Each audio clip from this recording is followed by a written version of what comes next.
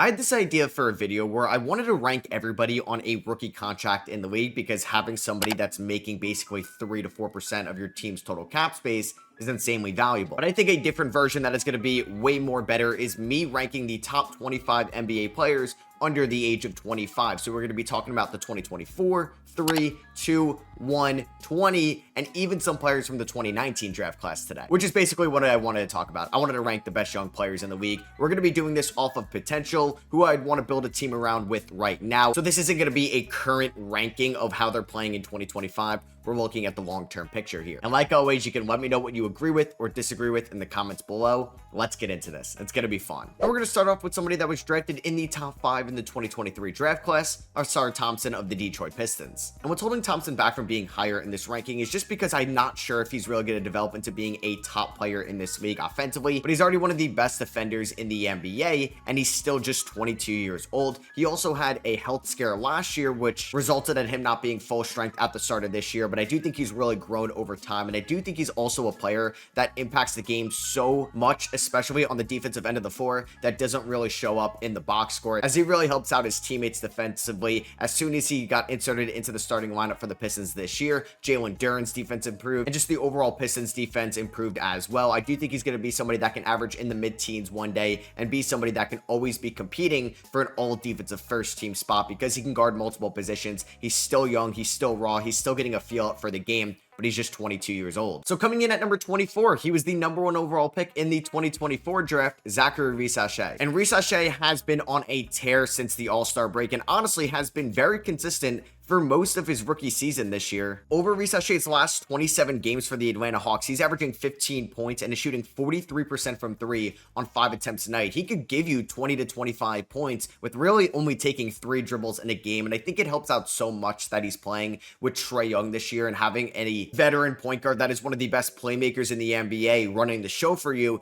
can do wonders on your development. Risacher is still just 19 years old. He did look tired in the summer league last year, but has gotten so much more comfortable in the NBA this year, and he's not really playing too much a night as well. He's averaging around 25 minutes per game, and as those minutes go up over time, as he has a much larger role in the rotation, I do think he could be a consistent 20-point per game scorer, give you above average defense, and be an elite 3-point shooter. And I do think the Hawks have made a very good decision with the number 1 overall pick. Do I think he has the best upside out of this draft class? No, but I do think they took a very good player number 1, because at number 23, I have the 2nd overall pick from the 2024 draft, Alex Sarr. I'm not sure if this is a hot take to say that I like Alex Sarr's long-term potential over Risacher's. I did have Sarr as my number 1 prospect going into the 2024 draft, and I knew it was going to take a little bit of time for him to fully break out. And this year, we have seen the flashes from Sarr. I don't want to look too much into the percentages because he is shooting under 40% from the field, but he's shooting 32% from 3. He's shooting 66% from the free throw line, but I do think he's showing glimpses of being an elite rim protector already in year number 1, and he's also playing with some terrible defensive teammates currently in Washington. So I do think Sarr is just going to get better over time. Imagine if this team gets Cooper Flagg and he has Cooper Flagg as a weak side help defender. That is going to help Sarr develop so much defensively, and I do think he's going to be somebody at his peak that can average 20 points, 10 rebounds, 3 to 4 assists a night, and could also be one of the best defenders in the NBA. So I do like Sarr a little bit more long-term than Risacher, but it's very close. And coming in at number 22, it's going to be the last person from the 2024 draft class, and that is Stefan Castle of the San Antonio Spurs, who I do believe is going to win Rookie of the Year from this class. Now, I do think Castle is just a super safe prospect from this draft class compared to Risacher and Sarr. I do think at the end of the day, Sarr and Risacher do have a higher ceiling, but I'm just taking the safety and the floor of Stefan Castle throughout his NBA career because he was somebody that was NBA ready coming out as a freshman from a UConn team that won the national championship in 2024. This year for the Spurs, in 26 minutes a night, he's averaging 14 points, 3 rebounds, and 4 assists. Yeah, the efficiency isn't great right now, but I do think his form and his shot diet is good for a rookie, and it's going to get better over time. He's also playing in a very good organization with the San Antonio Spurs. He's playing next to a good point guard who did struggle with his efficiency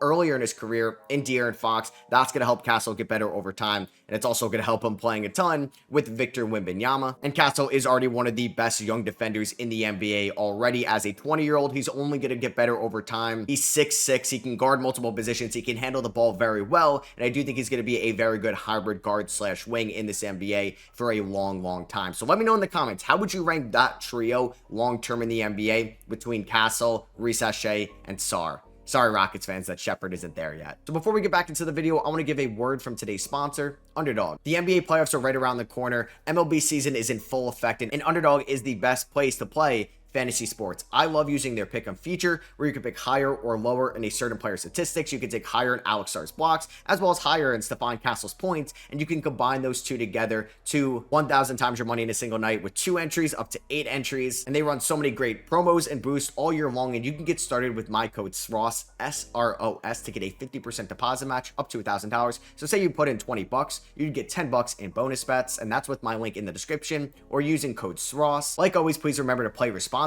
And thank you again to Underdog for sponsoring today's video. So coming in at number 21, before I give you guys a bunch of honorable mentions, we're going to have Jaden McDaniels of the Minnesota Timberwolves. He is one of the few guys we're going to talk about from the 2020 draft class, and he is still just 24 years old. And it also helps out a little bit in my mind that I've seen Jaden McDaniels be a very good player in the NBA, especially for a team that made it to the Western Conference Finals in 2024. McDaniels broke out in 2023, turning into one of the best defenders in the sport, averaging 12 points and shooting 40% from 3. And then I was a little bit out on Jaden McDaniels, even though he was on an all-defensive team in 2024, and I was worried about his long-term upside as an offensive player in this league. But when the Timberwolves had all those injuries this year, back in the month of February, McDaniels really stepped up on the offensive end of the floor. In that 21-game sample size, he averaged 18 points. He shot 36% from 3 and 52% from the field. And I do think next year, when Minnesota has a decent roster turnover with Naz Reid, Julius Randle, Nickeil Alexander-Walker all being free agents,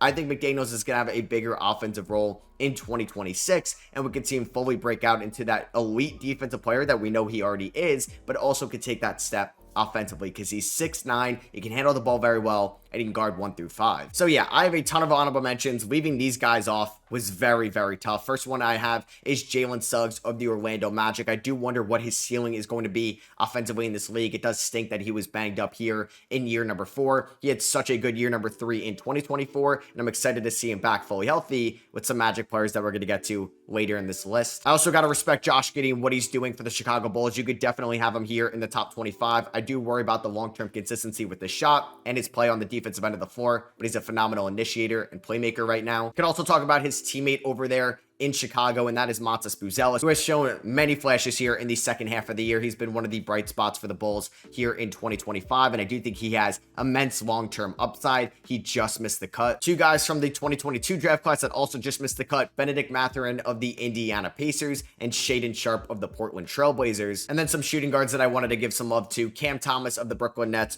RJ Barrett, one of the guys from the 2019 draft class of the Toronto Raptors, and Jared McCain of the Philadelphia 76ers. But it does feel like the 5 best players long-term from the 2024 draft class. The 3 we mentioned in Risacher, Sarr, and Castle, as well as my 2 honorable mentions in Matas Buzelis and Jared McCain. So kicking off the top 20, I do have Dyson Daniels of the Atlanta Hawks, who was the 8th overall pick back in that 2022 draft by the Pelicans, and he is fully broken out here in year number 3 for the Atlanta Hawks. Like I said before with Risacher, it helped a ton playing with Trae Young over there in Atlanta, but he's also turned into an all-defensive first-team player this year. There was a chance at one point Daniels could have won Defensive Player of the Year, which would have been insane, and he definitely should still be in those conversations as he is averaging 3.1 steals here in year number 3, and that is leading the NBA. He's also broken out offensively, 14 points, 34% from 3, and is shooting 48.5% from the field. He doesn't turn the ball over a ton. He's an elite defender, and he's a great complementary piece in Atlanta. He's 6'8". He can handle the ball very well.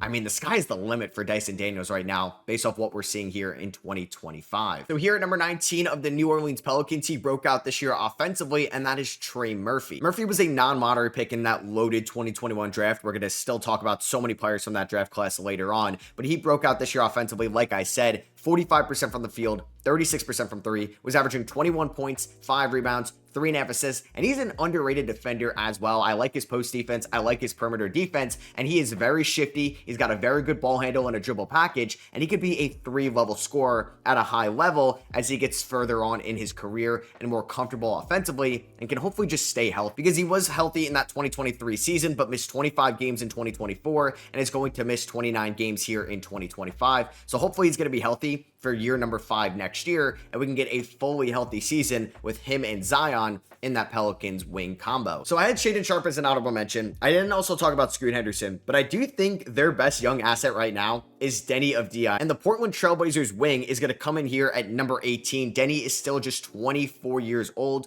He was the 9th overall pick back in that 2020 draft, and this year he's averaging 16 points, 7 rebounds, 4 assists for the Portland Trailblazers, shooting 47% from the field, 37% from 3, and 78% from the line. He is a phenomenal playmaker, especially out of the post. He could be an offensive hub for you long term. He's 6'9". He can handle the ball well for somebody at his size. And now we're getting a larger sample size of him being an elite shooter in this league. He shot 37% from 3 last year on 3 attempts a night. This year, 5 attempts a night, 37% from 3 again, so that efficiency has stayed around the same with the volume going up, which is great. He's a good rebounder. He can run in transition. He could score downhill. I'm not sure if this is a hot take to have Denny this high. You can let me know. Coming in at number 17, I do have Brandon Miller of the Charlotte Hornets. Now, it does think that Brandon Miller did get banged up here in year number 2 and only appeared in 27 games. His efficiency did drop, but if you watch any Hornets games, he had to do so much with this limited offense, especially when Lamelo Ball was out. But I do think Brandon Miller, for somebody that is 6'9", he has a great mid-range shot. He could be a good 3-point shooter. He can get downhill, finish at the rim, could be a good post scorer. He's so versatile offensively, and I think the long-term upside is there for Miller. Now, I do get a little skeptical about him in Charlotte because they've not had the best track record of developing this young talent in the past, but I do think he's going to reach that upside and that potential in the long term. He's going to prove everybody that Charlotte was right to take him over Scoot Henderson with the 2nd overall pick, and he's going to break out fully in year number 3, just as long as he could stay healthy. Another person that got banged up this year that's going to come in at number 16 is the 3rd Atlanta Hawk we are mentioning here. They do have a great young core around Trae Young, who is 26 years old, but that is going to be Jaylen Johnson. Another non-lottery pick from the 2021 draft. Johnson showed this year that he could be a great secondary scorer for the Atlanta Hawks, even if his 3-point shot isn't going to be there on a night-to-night basis. He averaged 19 points, 10 rebounds, and 5 assists. That was an eye-popping stat for him to break out this year as a playmaker and as an initiator, secondary to Trae Young in that Atlanta Hawks offense. He's also a very good defender for somebody at 6'9", can guard multiple positions, and is still just 23 years old. And if you just give him more and more time in this league, because he was a raw prospect coming out of Duke,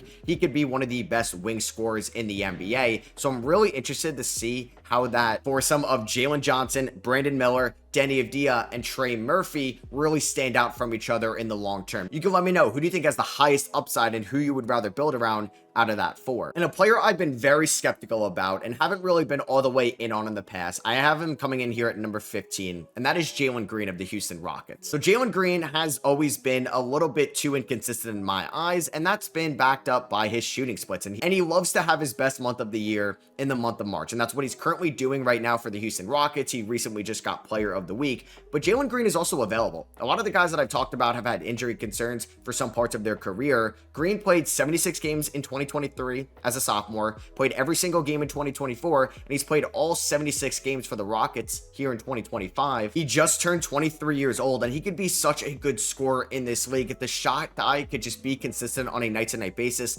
This year, he's averaging 21.5 points, 5 rebounds, 3.5 assists for the Rockets, and is shooting 35% from 3. I do think he got off to a really good start defensively as well, and that has been inconsistent over the course of this year. But I do think there's something safe about Jaylen Green's upside, that he could still be an efficient wing scorer. Maybe he's not going to be an elite defender. Maybe he's not going to be a ceiling raiser. But coming in at number 15, I don't think this is too high or too low for Jaylen Green. But coming in one spot ahead of Jaylen Green, I do have his teammate over there in Houston, Alperen Sengun, who was an all-star here in 2025. And I would love to have Sengun higher, but I just also worry about what he could be be as a number one option in this league for a long term career, as I don't know if he could be the number one on a title team. He is averaging 19 points this year, which is down from last year. He's a good rebounder. I think he's taken steps defensively, and he's also been available for the Houston Rockets as well. He did miss a little bit of time towards the end of last year's season when he was playing some of the best basketball of his career, but he's been fully healthy pretty much here in 2025, only missing a handful of games. And I do wonder if Sengun is going to go back to maybe being somebody that can space the floor on a night-to-night basis. Is he going to be just a predominantly post-up guy throughout the rest of his career? And that's fine. He's still just 22 years old and another non-lottery pick from the 2021 draft. We've already mentioned Cam Thompson in the honorable mentions, and then we also mentioned Trey Murphy, Jaylen Johnson, and now Sengun, but we're going to have a lot of lottery picks still to mention here in that 2021 draft. So coming in here at number 13, I want to have him higher, but he's also someone that just hasn't been available, and I'm not sure if that's ever going to change throughout the rest of his career. I hope it does, because he has such high potential if he could stay healthy, because he's 6'7", he's a point guard that can average 10 assists a night one day, and that's Lamelo Ball of the Charlotte Hornets. Like I said before with Brandon Miller, Charlotte hasn't had the best track record of developing talent to their highest potential. But Lamelo was so good in that 2022 season, coming off winning Rookie of the Year in 2021.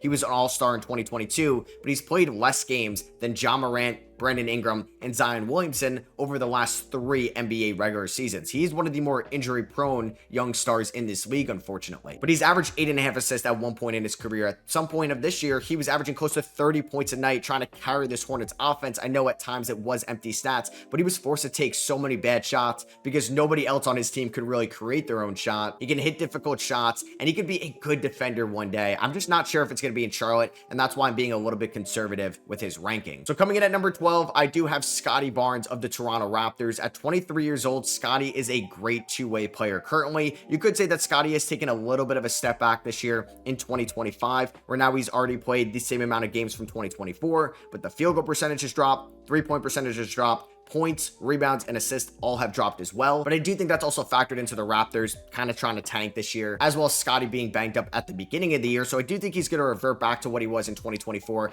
And I think that's a super safe number 2 option on a title team. I don't think he has that offensive potential to be a number 1. And that's why I don't have him there in the top 10. But I do like his two-way upside long-term at his fullest potential more than Lamelo, Sengun, Jaylen Green, and Jaylen Johnson. But it was very tough to differentiate Sengun, Scottie Barnes, and my next player at number 11, which is Franz Wagner of the Orlando Magic. This league is absolutely loaded with young talent because Franz wasn't even a top 10 player here. He's averaging 24 points this year, which is a career high. He's played 56 games as he was banged up earlier in the year, but was carrying this team offensively when Paolo Banchero was hurt. And you would have liked for his three-point shot to take a step this year forward after taking a massive step back last year, where he shot 28% from 3 in 2024 after shooting 36% from 3 in 2023. This year, he's shooting just 29% from 3, but he's such a good downhill scorer. He's been better at finishing at the rim. The mid-range jumper has been better. He's rebounding more, being more physical inside in that department. And I also think his playmaking has taken a step forward this year. So it does feel like very similar to last year, where he improved every aspect of his game outside of his three-point shot. That has also been true about year number 4 for Franz Wagner. If that three-point shot, though, is never going to come around, I'm not sure if I could put him higher because I just don't know if he could be a number 1 option on a title team.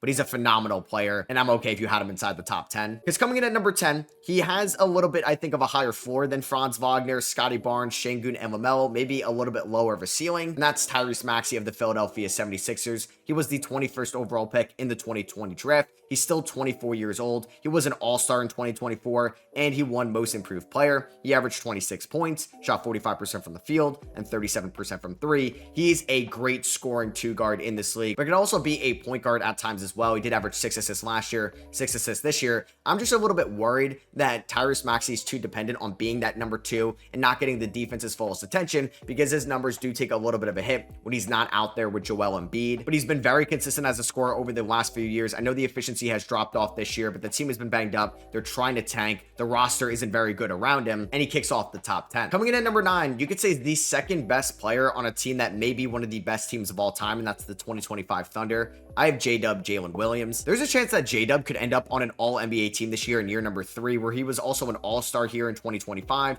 He's averaging 21 points, which is up from last year, 5.5 rebounds, 5 assists, 1.5 steals a night, and is shooting 48% from the field, 37% from 3, and 79% from the free throw line. I think this is going to be a very big playoffs for J-Dub if I feel like I'm comfortable with him as my number 2. And I do think he's going to be just fine this year in the playoffs because he's been so consistent over the last 2 years for the OKC Thunder. And he's also an incredible defender as well. I don't think he gets nearly as much respect as he should on that end of the floor. I don't know if we're ever going to see him as a number 1 option in this league long term. I do think it could be a very similar career path than what Jaylen Brown currently had in Boston, always being behind Jason Tatum. But J-Dub being the 12th overall pick in the 2022 draft is one of the best value picks we have seen in a little bit, because everybody in the top 8 ahead of J-Dub was selected in the top 4. And I am very, very high on this Houston Rocket coming in at number 8. Amen Thompson, the 4th overall pick in that 2023 draft, because the steps that Amen Thompson has taken this year as a transition scorer, as a downhill scorer, as an overall defender, makes me think he could be a top 10 player in the league one day. That's how high I think his potential is. And I do think if he reaches that potential, he could be a number 1 on a very good team. This year, he's averaging 14 points,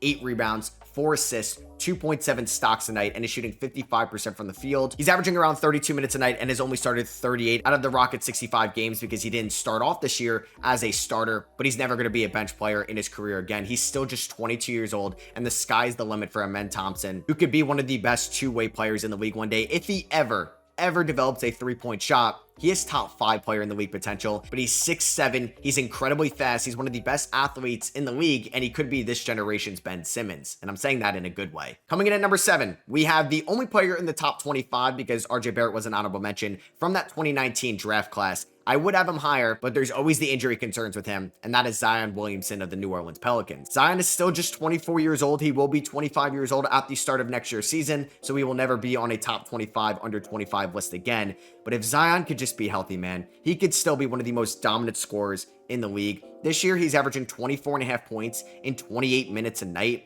His per 36 would put him at 31 points a game, 9 rebounds, 7 assists, 2.7 stocks. But it's just, are we going to see Zion healthy? He was already ruled out for the rest of this year's season. Hopefully he's going to be fully healthy at the start of the 2026 season. He's going to be 25 years old then. If it's just going to be the same old story with Zion, I never think that he could be the number 1 on a title team. But I did put out a tweet the other day where he's played more games over the last 3 years than Ja Morant, Lamelo Ball, and Brandon Ingram. So he's not as injury prone as you may think, but he is still very injury prone, and that's what's holding him back from being in the top 5. Because if he was out there consistently, he may be as high as number 3. Coming in at number 6, I also have some injury concerns with him in the long term because he started off his career with an injury, didn't play at all in his true rookie year, and then got hurt again at the start here of his sophomore year, and that is Chet Holmgren of the OKC Thunder. Because Chet Holmgren's ceiling is being one of the more versatile two-way big men in the league, and maybe one of the best big men we're going to see of this generation, for somebody that could shoot 36 to 37% from 3, that could be an elite rim protector and shot blocker. Because Chet this year has only played 27 games, he's averaging 27 minutes a night, and he's getting ramped up again for this Thunder's playoff run. And I do think he's one of the best complementary pieces to Shai Gilgeous-Alexander that you can have on a team. And this is purely off potential because he hasn't been super injury prone. There's definitely some injury concerns, especially with his frame,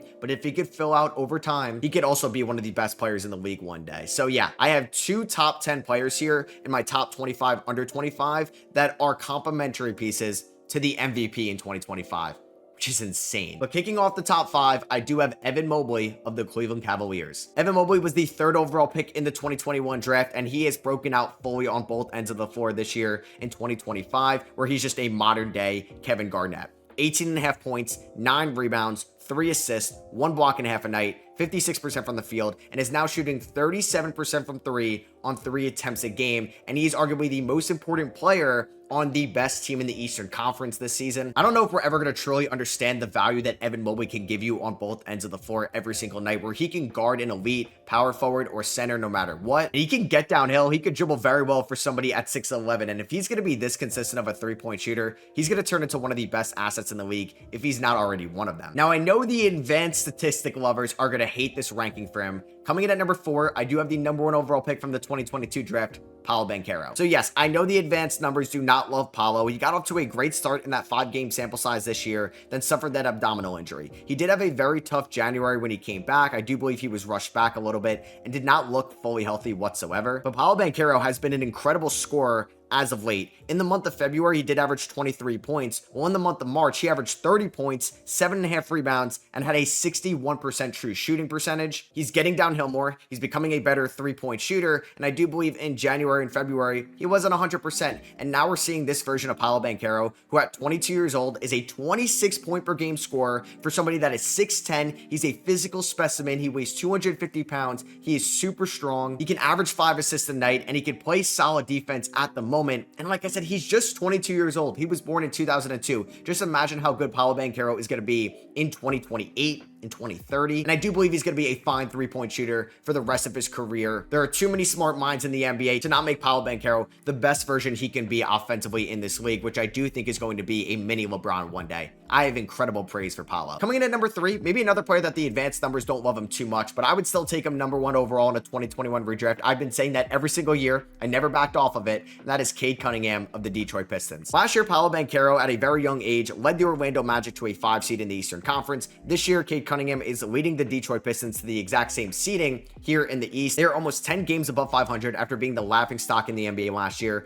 This year, Cade was an all-star, 25.5 points, 9 assists a night, 6 rebounds, 46% from the field, 35% from 3, 86% from the free throw line. The free throw attempts are going up and up. Now, he does turn the ball over a ton, which is something he's definitely going to have to tone down. He's averaging 4.5 turnovers a night, which is incredibly high. But the value that Cade Cunningham gives you on the offensive end can't go unnoticed. He could be a 3-level scorer at the point guard position. He's 6'6", so I believe even if it had to come to it one day, he could be a 2 guard in this league, and I do think he could be a number 1 option on a title team. Coming in at number 2, though, I do have Anthony Edwards of the Minnesota Timberwolves, a no-brainer pick here. I still like Ant long-term over Paolo, Cade, and everybody behind him. Ant has been a top 10 player in the NBA pretty much since the end of the 2023 season, where he was an all-star, and he broke out in that round number 1 series against the Denver Nuggets, and he got his first all-star appearance. Then in 2024, he finished top 10 in MVP voting. He was an all-star and finished on all-NBA second team and led the Minnesota Timberwolves to a Western Conference Finals appearance. And this year, Anthony Edwards has basically turned into Steph Curry,